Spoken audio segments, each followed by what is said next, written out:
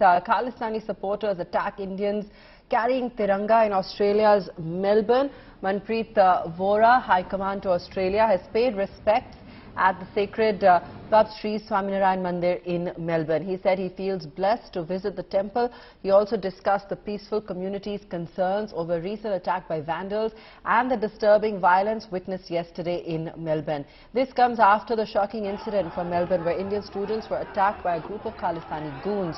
Visuals from Melbourne's Federation Square reveal a group of men with Khalistani flags charging towards another group of people having Indian flags in their hands. Earlier, 3 separate temples in Melbourne were defaced with pro-Khalistani slogans and anti-India graffiti on the walls by Khalistan supporters. The attack on ISKCON's Hare Krishna temple in Melbourne's Albert Park took place on Jan 23rd. Australia के अंदर Khalistani elements लगातार हमले कर रहे हैं वहां पर मंदिरों पर जिस प्रकार से पहले शरारत करी अभी आज वहां पर तिरंगा या यात्रा पर कोई हमला किया गया खालिस्तानी द्वारा। अपेक्षा करते हैं कि वहां की सरकार तुरंत इन लोगों पर एक्शन लेगी। और एक बात ये भी बड़ा स्पष्ट है, इन लोगों का यहाँ पर कोई बेस नहीं है, हिंदुस्तान के अंदर कहीं कोई बेस नहीं है। ये सिर्फ ऑस्ट्रेलिया या यूके या कनाडा में ही शरारत करते हैं। और मेरी ये निवेदन है तीनों सरकारों से कि इस प्रकार के जो भी एलिमेंट्स हैं उन पर सख्त से सख्त कार्रवाई करें। We spoke to Jitharth Bhardwaj, editor-in-chief at the Australia Today, about what really transpired in this entire incident. Listen. We've just told our viewers about the number of instances where Indians were attacked, and there's a pattern to this. See, Sneha, government was warned, Victoria Police was warned when initial incidents of vandalism happened, when initial incidents of threatening some Indian Australians happened who were sporting tilak or something, some traditional dress. But Victorian police didn't understand the geopolitics behind it.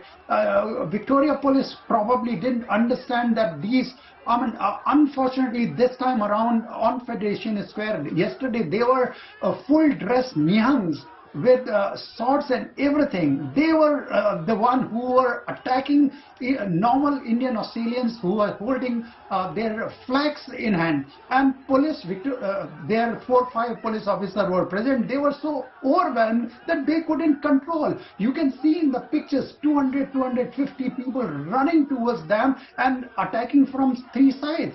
It's a kind of pre-planned. They were very determined that they will not let Indian national flag to fly on Federation Square yesterday at all. All right, let's go back across to Geeta Mohan now on the explosion in Peshawar. Geeta, for those of our viewers just tuning in, all right, we'll come back to Peshawar in a moment. Let's also get a perspective on the brewing hate that we're seeing down under, Geeta, with regards to the Khalistani attack on Indians holding the tricolour. I mean, clearly when we heard from Jitharth that this sentiment has been brewing on ground. He said local police don't have too much of an idea of the kind of geopolitical tensions that we are also seeing reflected in the community in Australia. Absolutely, Abha. This is an issue that we've seen in not just Australia but many other countries that has erupted between Khalistani elements and Indians who are living there, Indian nationals from various communities who are living over there. And this comes at the back of the referendum that Khalistani elements have tried to conduct in various countries, including Australia. Now, what we are given to understand is that India has taken up the incident of violence involving these Khalistani groups and the vandalization of the temple with Australian authorities.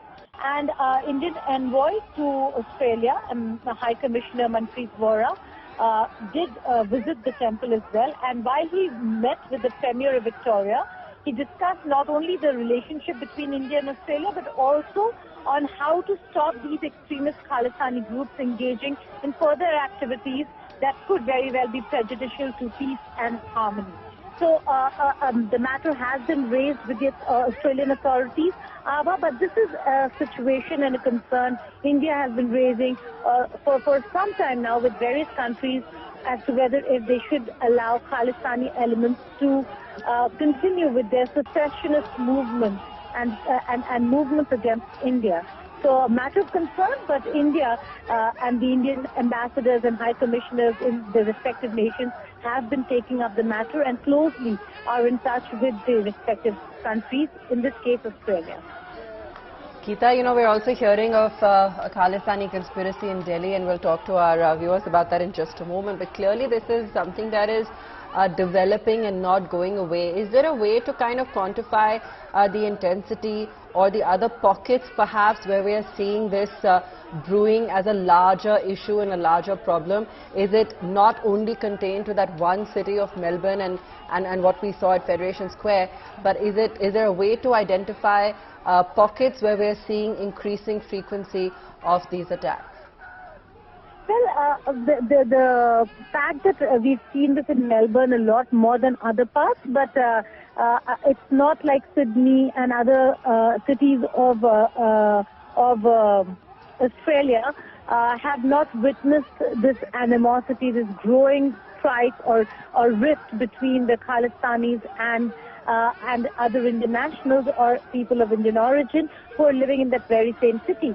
Having said that, Abha, there is a sense that we are looking at an entire community, and this is not the entire Sikh community.